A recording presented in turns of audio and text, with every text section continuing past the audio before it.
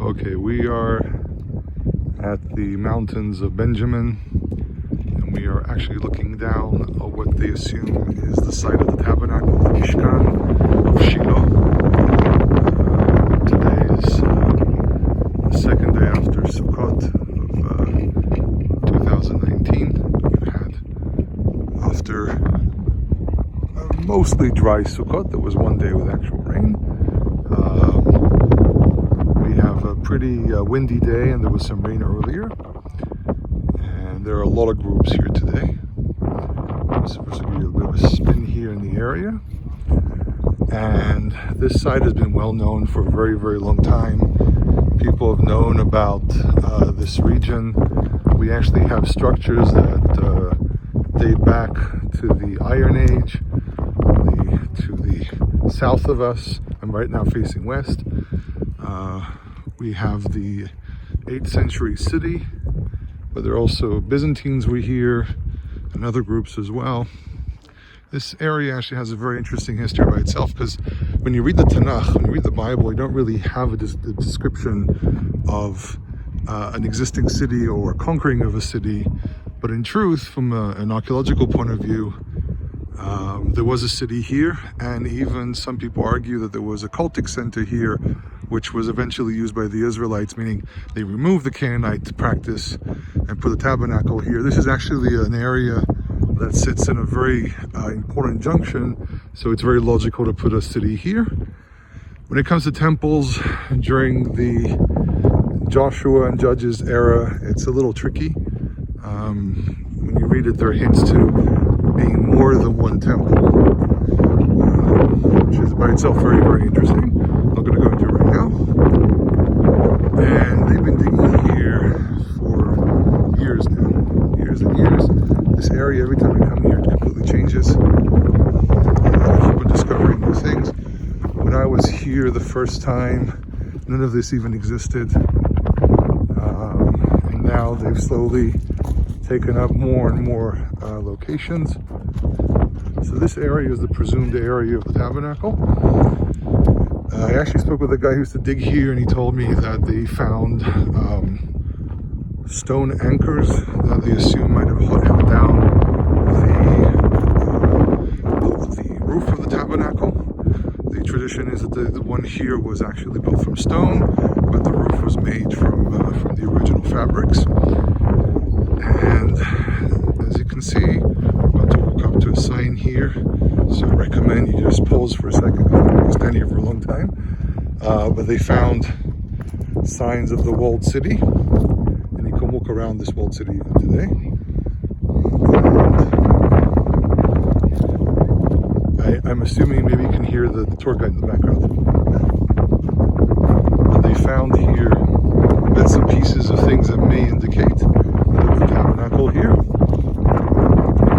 And what's very interesting about this specific location, it's first of all not on the highest point of the hill. Okay, the highest point is over there, and there's a very interesting movie you can watch, and you can see ancient structures here. Again, I don't know everything about the site, so I can't really give a full explanation. Anyhow, usually when you go through a site, it takes hours to explain everything. And they try to present here, so I'm just going to show first of all the image. Again, I disagree with this image for different reasons. One of them being that the understanding is that the structure was probably made out of stone. You can pause here to read the English. Those who need Arabic, over there. And the reason I have a problem with this is that usually temples also had storage houses. They say there's a storage house to the west, over there, a small ridge. But usually most temples that I've examined throughout the years had storage houses next. So I would say this would be more of a tabernacle complex. It should be not just the tabernacle as they show in the image there. The exact location, every time I come here, I'm very dilemma when you look at the structure over there. I think it's more of a storage house. The tabernacle is probably more to the west. And another interesting thing is that this location, you can see everything. You can see everything from here, and this location can be easily seen from other areas as well, which means that, for example, during Sukkot, when everyone showed up, or during Chag HaMatzot or Pesach is one thing, then Chag HaMatzot, everyone could stand on the hills all around and still see the Tabernacle, still see the Miskan, which enabled them to be in eye contact. And if I remember correctly, a friend of mine who used to dig here told me that a very interesting thing about this area is that they found any area that you could see this location from.